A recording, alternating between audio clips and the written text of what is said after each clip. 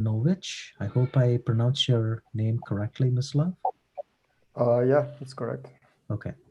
And Mislav is a PhD student at ETH with Martin Vechev, and he has done some very nice work in applying machine learning to SMT solvers and solvers in general. So, without further ado, Mislav, the floor is yours. Please go ahead. Thanks for the introduction. Also, thanks for the invitation to speak at this workshop. Hope you can see my slides. Today, I will tell you about the work that we did on learning how to synthesize strategies for SMT solvers. So this was work that we presented at NeurIPS 2018, and it was joint work with my colleagues at ETH, Pavel and Martin. So I guess everybody here is familiar with SMT solvers, but let me just give you an example anyway. So there is a formula phi, which consists of 3 variables here and some set of constraints. And then our question is to find an assignment to all the 3 variables such that this formula evaluates to true. And as we know, the standard tool to solve such a problem is an SMT solver. So once we give this logic formula phi to the SMT solver as an input, then the solver will produce either the assignment to this variable so that the formula is true, which is called a model, or it will provide a proof that the formula is unsatisfiable. So, of course, we also know that solving this problem in full generality is very hard. For example, just looking at the quantifier-free Boolean subset of the SMT, we know that it's NP-complete, so we cannot hope to actually solve this in full generality. However, what we actually care about in practice is that users have some specific applications that they want to use SMT for, such as software verification or program synthesis. And then for these applications, users convert them to the SMT formulas and run SMT solvers on those. And now the developers of SMT solvers, they crafted some very smart heuristics which tend to perform very well in these practical settings that arise from such applications. And then once we have some formula, then the key question is which heuristic to apply. So given a formula phi, then what SMT solver does is that it goes through the list of possible heuristics and then examines the formula. So it checks whether the formula is in some theory, and it also checks properties like how many variables there are in the formula. And then based on these properties, it picks one of the heuristics. And if this is chosen well, then the solver will terminate quickly with an answer set or unset. So this is what happens in practice. However, one drawback with this is that if you are a user and you have some new benchmark that you want to run, so you want to solve your benchmark, then it may easily perform badly on your own problem. And the reason is that these heuristics in SMT solvers, they are designed quite well to cover a wide range of scenarios. So they work on a wide range of benchmarks. But if you really want to solve just your benchmark and solve it well, then you maybe want something tailored to your own benchmark. And another issue is that if you actually run this on your benchmark and it doesn't work that well, then you may need to go deep into the heuristics of the solver and look into the implementation and try to fix it, but this may require expert knowledge. And these two problems can actually limit wider adoption of these tools. And here in this work, we want to address this. So one paper that motivated our approach is called the Strategy Challenge in SMT Solving, where the authors asked SMT community to try to develop some methods through which users can control these heuristic aspects of SMT solvers.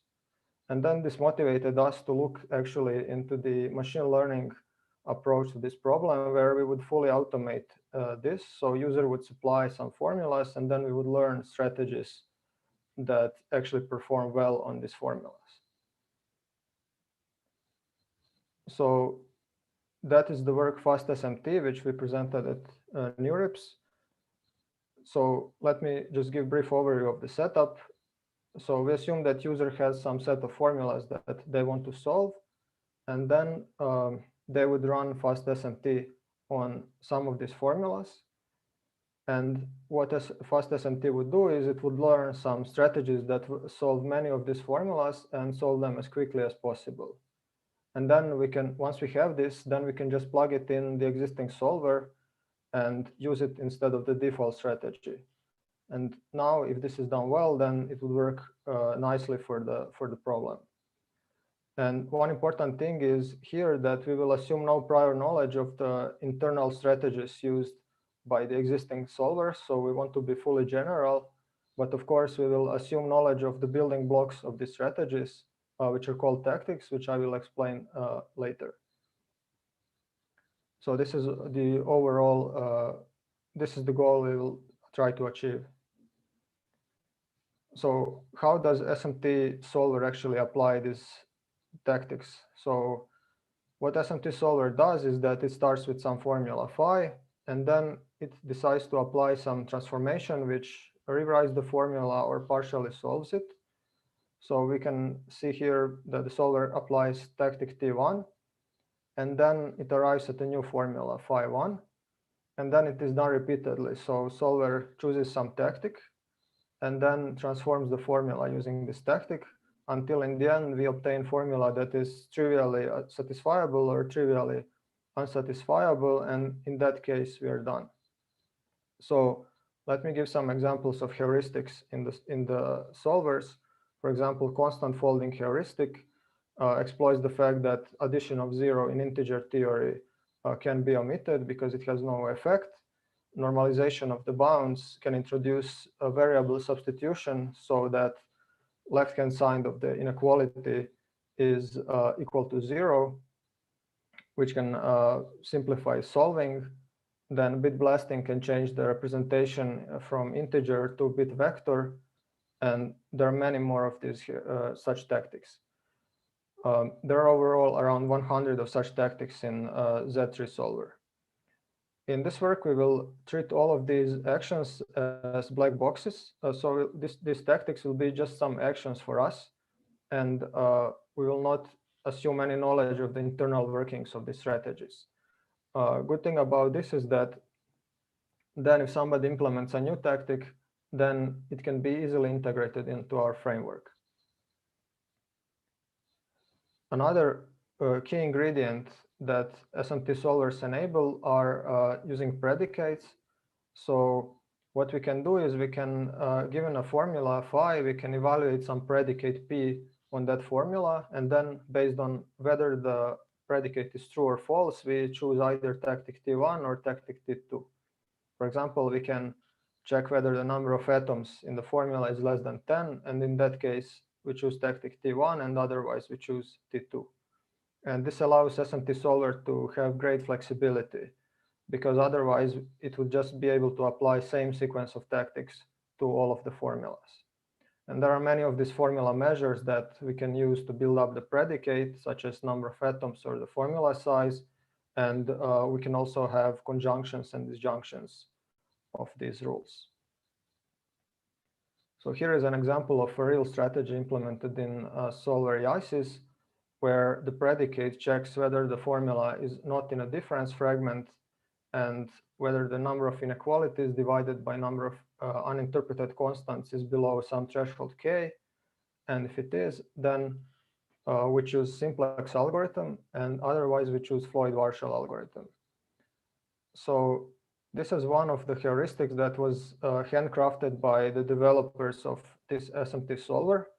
And in this work, our goal will be to automatically learn strategies like this. And of course, we will not learn this strategy, but we will learn strategy that works best for the set of formulas that the user is interested in. So Once we want to do that, we can look at this bigger picture where what we want to do is that for each formula, we want to choose some tactic to apply. But if we look at this search tree, then we can see that since it is exponential, then there are too many paths that which we can take. So for example, here we can take the green path and solve the formula in 12 seconds, or we can take yellow path and solve the formula in 500 seconds, or we can take red path and not solve the formula at all. So handcrafted strategy inside the solver, it just determines one of these paths, but this may not necessarily be the optimal one. And we want to learn a policy which will actually select the optimal path. So in this case, we want to learn a policy that will select the green path. So we know that the SMT solver now is instantiated by a formula and a strategy, which is a sequence of tactics. So one simple idea that we may do is we may just have a model which receives formula as an input, and then given this formula, it outputs the entire strategy. And once we have the strategy, we just instantiate it with the solver. So one problem with this approach is that it may actually be hard to learn this because this strategy can be quite long. And then if the model makes one mistake, so makes one wrong tactic, then the solution may fail, solving of the formula may fail, and the model will not get any feedback at all. So this approach would be quite tricky to make it work. But let's now go back to this example, and let's again look at this search tree. So what we can observe is that this is very similar to reinforcement learning setting. So in reinforcement learning, we have states, actions, and rewards. So naturally, our states would be corresponding to the current formula that we have. Our actions would correspond to the tactics that we can apply to the formula, and our rewards would be dependent on how long it takes for us to solve the formula. And once we define these three ingredients, states, actions, and rewards, then we can actually more easily leverage concepts from machine learning to learn the best strategy. So this is how it would look after we apply this abstraction from to states, actions, and rewards. And our goal is to learn the optimal one. And difference with the other approach, now we start with a formula phi, and then we query our policy to give us the next tactic. So it would give us tactic T1. We would pass it to the SMT solver, and SMT solver would modify our formula to phi1, and this would be done repeatedly. So each time policy produces a new tactic, and SMT solver applies this tactic to the formula, and until in the end we obtain formula which is trivially satisfiable or unsatisfiable, and in that case we are done. So this is of course much easier to learn because now the policy just has to output next tactic and not all strategy at once. However, there are also some drawbacks. For example, we lose the internal SMT state.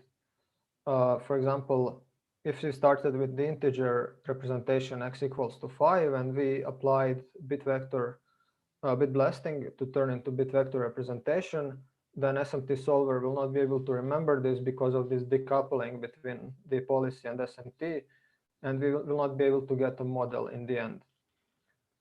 And another problem is that we will have some runtime overhead because at every step we need to query the policy, and policy can be actually some quite expensive model such as a neural network. And so we can see that there are still some issues with, even if we can learn a very good policy, there is still this issue that we have to address. But we can actually use this learning process that we have as a first step. So given some set of formulas, we can perform learning, and I will describe in the next slide what we do for learning. But imagine that we have some procedure to learn the policy. So once we have this policy, we will use something we call policy extraction. So we will extract strategy from this policy, and strategy will be written in the language of SMT strategies. So recall that this language of SMT strategies uses some specific predicates and conditionals, like it checks for the number of atoms and so on. So this means that you cannot rely on neural network anymore. So we need to convert this kind of uninterpretable model such as neural network into a strategy that is written in this language of strategies that solver has. But if we manage to do this, then we can just plug in the strategy in the solver instead of the default one. So we just replace it. And now this is very tight integration with the existing solver. Now, if we want to get a model or ansat core, this can be easily done. We can essentially use all of the features of the solver. And there is no runtime overhead. So now we do not need to query the policy at every step. So these are the two components that I will describe next, learning and policy extraction. And after we have this, then we can actually apply our approach in practice. So the key component of learning procedure is the policy. And policy is essentially can be any function that receives as an input a formula and it outputs next tactic to apply. And we tried several different models, and what we found works best for us is the following. So it consists of three parts. First, we give it as an input the list of tactics that were applied to get to the current formula. So this is useful because then we can learn that some tactic is only efficient after some other tactic is applied before. Then another feature is formula measure, such as we can evaluate number of constants or whether the formula belongs to some theory, and we extract these features. And we can also compute some formula representations, such as peg of words or abstract syntax tree. This helps if you want to count, for example, how many additions occur in the formula. So we can embed all of these features. And these are all features that will be helpful to decide what next tactic to choose. And after this is embedded, it can be passed through some model, which is some neural network for us. And this model now has kind of two heads as outputs. First head gives probability distribution over tactics. So in this example, it would predict that with 70% chance, the best tactic to apply now is PB to BV. And it also outputs parameters for these tactics. So each tactic can have some number of parameters, such as number of steps in some algorithm. So after I describe the policy, how do we actually train this end-to-end? That's the next question. So we start with the set of formulas that the user has. And now we can initialize policy randomly. And even just this random policy can be used to sample some strategies. And most of them are going to fail, but some of them will manage to solve the formula, although they will take quite a long time. But we can still use those strategies to build up a training data set. And this training data set essentially is, we look at the search tree that we explored so far, and then we look at each node in hindsight, what would have been the best action to take in this node. And I will give you more details in the next slide. But once we build up this data set, we can actually retrain the policy so that it takes this best action in hindsight.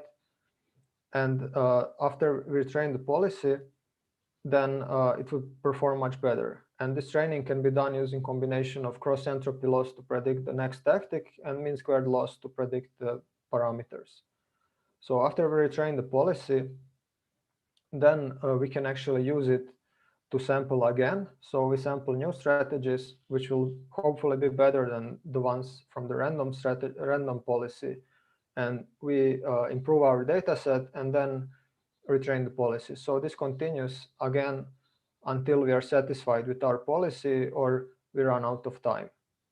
So this is the end-to-end training procedure. So here is an example of a data set. So in this data set, essentially, we have on the left side, we have a formula that we explored so far. And for each formula, we know that we know the best tactic to apply. So for example, for the middle row formula phi3, we know that with 80% probability, the next best tactic is T1. So when we build this data set, then we can fit policy pi. So we can fit neural network to this data set. And now this policy will generalize to the new states. And this really is the key reason why we use machine learning, because this model will be able to pick up some patterns from this data set that we explored so far. And then once it ends up in some part of the search tree that it has not explored yet, it will be able to generalize these patterns, and it will be able to guide itself to the optimal strategy in this part of the tree that it has not seen before. So that is the basic promise of machine learning that we're building on.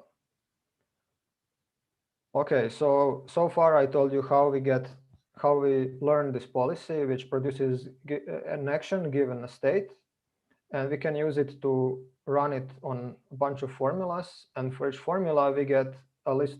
We get some strategy, some sequential strategy.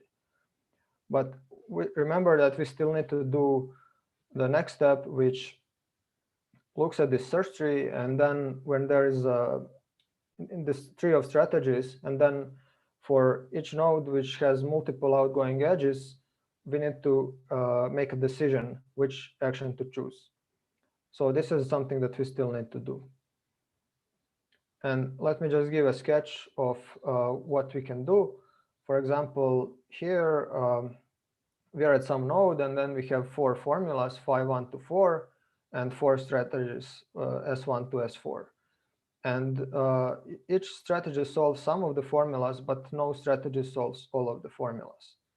And we want to choose some predicate in the allowed language of the SMT solver so that it splits the formulas into 2 sets, and then each of the subsets can be solved by the same strategy. So here we can observe that formulas phi1 and 4 are quite similar. They can be solved by the same strategies. And similarly, phi2 and 3 can be solved by the same strategies. So ideally, we want to find a predicate which evaluates to true for formulas phi1 and 4, and to false for formulas phi2 and 3. And this is, of course, perfect scenario. But in practice, we just need some metric that, given a predicate, it evaluates how good is this split obtained by the predicate. And this will be some heuristic. And we will use something similar to decision trees for the people who are familiar with this. Essentially, we will define entropy of the set of formulas where we sum up over all strategies, and then we look essentially for how many formulas that this strategy solve, and build up this entropy formula based on this. So here we would split based on this predicate C, which would have perfect entropy of 0 by splitting into the blue set and the yellow set of formulas. So far I described this. So now I described also the second part where we extract the strategy from already learned strategies. And now that I described both components of our algorithm, then let's look at the evaluation. So in the evaluation, we are going to compare to the state-of-the-art Z3 SMT solver, and we will compare on 5 benchmarks from SMT competitions. So for each of the competitions, we will first run learning procedure, so the first part of our algorithm, to learn a set of strategies, and then we will extract a policy. We'll extract some specific strategy from this policy. So that's the second part I was describing. And once we have the strategy, we can plug it into the Z3 and measure the speed up and measure how many more formulas we managed to solve. So we are comparing Z3 now with 2 versions. One version is default one with the default strategy, and another one is with our strategy. And we can show this in this kind of graph where we evaluate on 100 formulas. And for each formula, we measure speed up, which is shown on the y-axis in log scale. And so this horizontal line at 1 is our baseline. So that's the Z3 default strategy. and everything above 1 means that we are faster than it, and everything below 1 means that we are slower. So when we evaluate this SAGE-2 benchmark, we get quite good results, and we can observe two main things. So first, we are always above 1. So this means that for all of the formulas, we are actually faster. And another thing is that if you look at the median, so the median speed up at 50, this means that for at least half of the formulas, we are at least 10x faster than the default strategy. And for some benchmarks, we get even higher improvements. And there are, of course, some benchmarks where there are formulas where default strategy does quite well, and it does better than us. But even there, we still improve on lots of formulas. And another thing I want to emphasize is that our approach starts from scratch. So we essentially don't start at this horizontal line with 1, but we start at the line which says 0. And we still manage to improve over the default strategy. So this is quite nice. And another thing that we can measure here is the number of formulas that we solve. So once we combine our strategies into one using the second part of our approach and plug it into the Z3 solver, then we can compare with the default strategy. And on these 5 benchmarks that we considered, and we can see that we can solve many more formulas in some cases. For example, on the SAGE-2 benchmark, we can solve 500 more formulas than the default strategy. So we can see that here we also get quite nice improvements. And I also want to briefly remark that this approach can be generalized also to improve some other tools and not just SMT solvers. So we also, in our CCS 19 paper, we use similar approach to learn how to test Ethereum programs with fuzzing. So there, essentially, you want to generate some test cases for the Ethereum programs, and tactic here corresponds to function call in that program, and strategy corresponds to some sequence of function calls. And then you want to learn a strategy that achieves highest code coverage and discovers as many bugs as possible. So this was quite nice example of how we could apply similar learning strategy in 2 different settings. And so I told you about our approach to learn SMT strategies, which consisted of 2 components: a learning component, which I described first, which gives a policy to select the next tactic in the sequence, and the policy extraction component, which produces a strategy that can be plugged into the solver. And so all of our materials are open source and can be found on our website. Our code is on GitHub. And with this, I would like to conclude my talk. Thanks for the attention, and I'm here for any questions that you may have. Thank you, Mislav, for a very nice and clear talk. Very good. Moshe, you have some questions? It's more of a comment that, again, very nice work. I think this idea that we need to take going from like deep reinforcement learning towards some kind of a code, extract code that we can use other than just a deep model. This has been explored also in other contexts, and I'll send you some references. There was a PhD student at Trice now at QT, Abhinav Varma. There's a look at different application, but also did kind of the same thing, use deep learning, but then transform it to code, because it gives you many properties. For example, explainability is much better with code than it is with some deep model. Yeah, exactly. That's right. So there are also several other settings where this is quite important to do. Thanks. So I have a couple of questions. So I'm assuming that the strategy that you extract at the end, the overhead due to it is quite minimal. It's the same as the default strategy, right? Exactly. So default strategy maybe somewhat shorter because it's crafted by humans, but we observe that there is no overhead essentially by plugging in our strategy. And if I were to,